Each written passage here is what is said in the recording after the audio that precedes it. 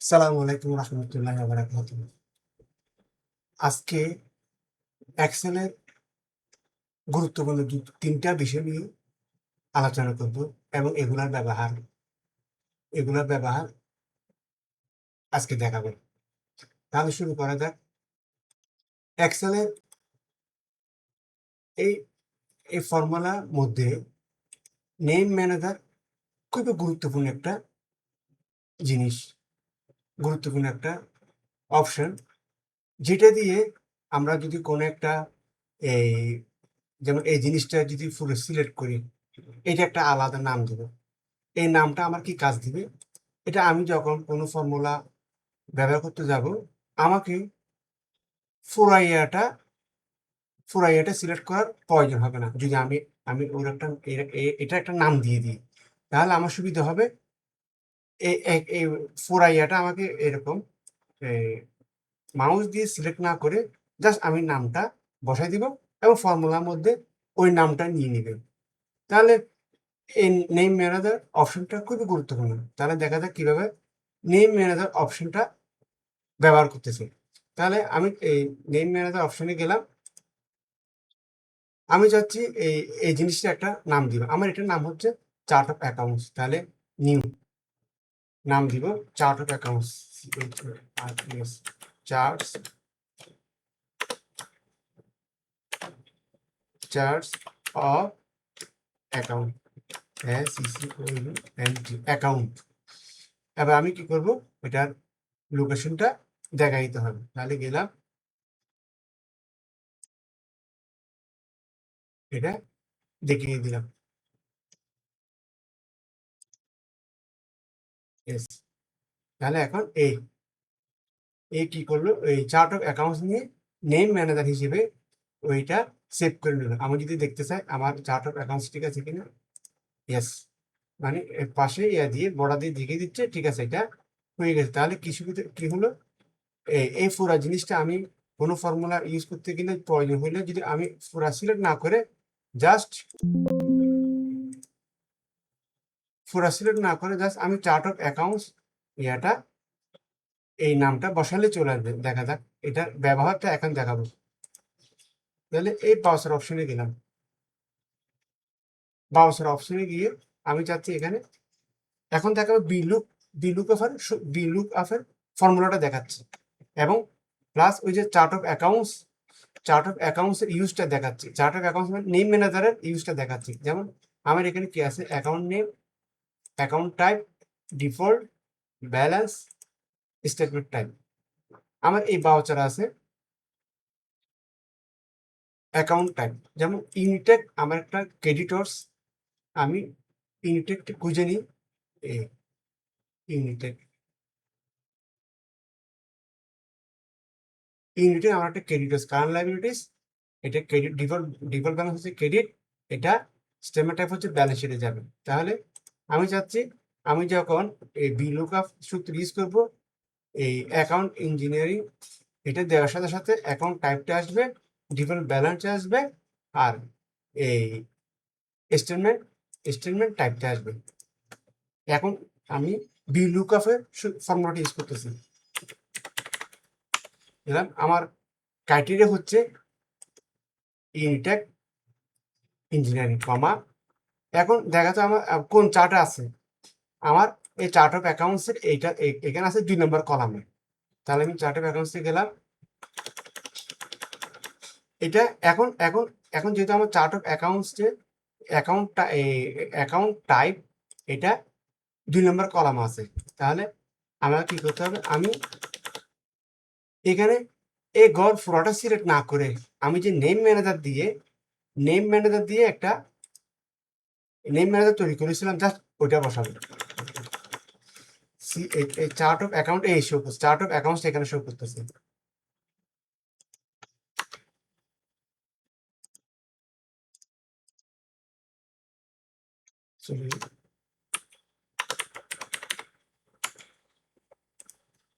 মামা chart of accounts, যেটা আমি chart of accounts name manager click করছিলাম সেটাই শো করতেছে এখানে। তাহলে আমাকে কি এটা না দিলে আমাকে ওই চার্ট অফ অ্যাকাউন্টসে গিয়ে পুরোটা সিলেক্ট করতে হতো। কিন্তু এখন সুবিধা হচ্ছে আমি নেম ম্যানেজারে এটাকে এন্ট্রি করাতে আমাকে শুধু চার্ট অফ এটা এখানে শো করতেছে, কমা। এবার আমার এই টাইপ অফ অ্যাকাউন্ট টাইপ কোন কলাম আছে, এই দ্বিতীয় কলাম। তাহলে 1 2 আমাকে এখানে দ্বিতীয় কলাম 2 দিয়ে কমা 0। ইয়েস। তাহলে ইউনিটেক ইঞ্জিনিয়ারিং হচ্ছে আমার কারেন্ট লাইবিলিটিস এবং ডিফল্ট ব্যালেন্স কি, যেহেতু ক্রেডিটর্স তাহলে ডিফল্ট ব্যালেন্স হবে ক্রেডিটর্স। তাহলে চার্টে দেখি। এখন চাচ্ছি আমি VLOOKUP সূত্র ইউজ করে সেম অ্যাকাউন্ট টাইপ যেভাবে বসেছিল ডিফল্ট ব্যালেন্সটা শো করবে। তাহলে আমি জাস্ট একটা যেহেতু করছি এটাকে কপি করলে পাশের এখানে বসিয়ে দিলে হবে, কারণ অ্যাকাউন্ট টাইপটা ছিল আমার 2 নম্বর কলামে, ডিফল্ট ব্যালেন্স দিয়ে কত নম্বর কলাম আছে, 3 নম্বর কলাম আছে। তাহলে আমাকে শুধু এখানে গিয়ে 2 এর জায়গায় 3 করে দিলে হবে। ইয়েস। তাহলে ইউনিটেক ইঞ্জিনিয়ারিং আমার হচ্ছে কারেন্ট লাইবিলিটিস, ডিফল্ট ব্যালেন্স কি ক্রেডিটর্স, এবার স্টেটমেন্ট টাইপ কি, এটা কোথায় যাবে ব্যালেন্স শিটে। সেম আবার আমি যদি কপি করে বসিয়ে দিয়ে, এটা হচ্ছে চার্ট অফ অ্যাকাউন্টসের স্টেটমেন্ট টাইপ হচ্ছে 4 নম্বর কলামে।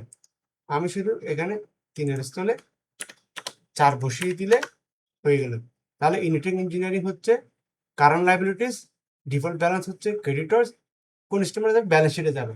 তাহলে আজকে কি দেখালাম, এই চার্ট অফ অ্যাকাউন্টস কোনো ফর্মুলা ইউজ করতে গেলে ফোরাগটটা সিলেক্ট করতে হয় মাউস দিয়ে, কিন্তু এটা নেম ম্যানেজার ইউজ করে চার্ট অফ অ্যাকাউন্টস নামে একটা আমি নেম ম্যানেজার ক্রিয়েট করেছি, যেটা আমরা এই ব্রাউজারে এই VLOOKUP সূত্র ইউজ করতে গিয়ে আমাকে পুরোটা সিলেক্ট করতে হয় না, শুধু চার্ট অফ অ্যাকাউন্টসটা লিখে দিছি যেটা আমার ফর্মুলা মতো ইউজ হয়েছে।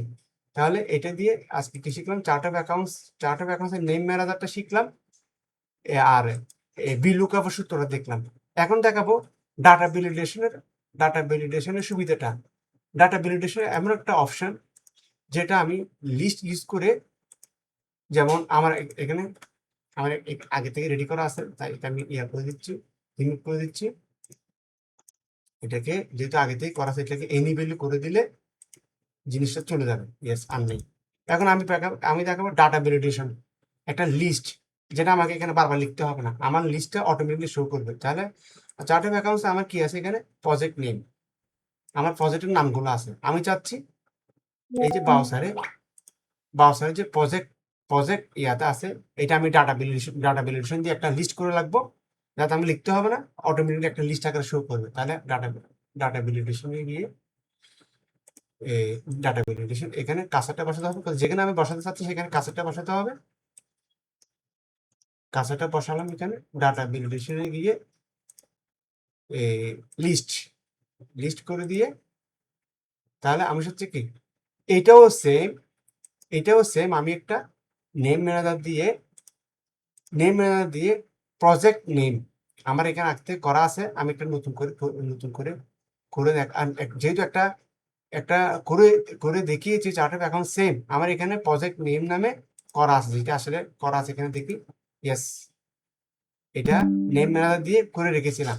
তাহলে জাস্ট আমাকে ডাটা ভ্যালিডেশনে গিয়ে শুধু ওইভাবে বসাতে হবে। ডাটা ভ্যালিডেশনে গেলাম, ডাটা ভ্যালিডেশন লিস্ট, এখানে লিখিতে হবে ইকুয়াল প্রজেক্ট নেম, প্রজেক্ট এই প্রজেক্ট নেম, যেহেতু এটা দিয়ে আমার নেম ম্যানেজার করা আছে সেজন্য আমি জাস্ট প্রজেক্ট নেম দিলেই জিনিসটা শুরু করবে।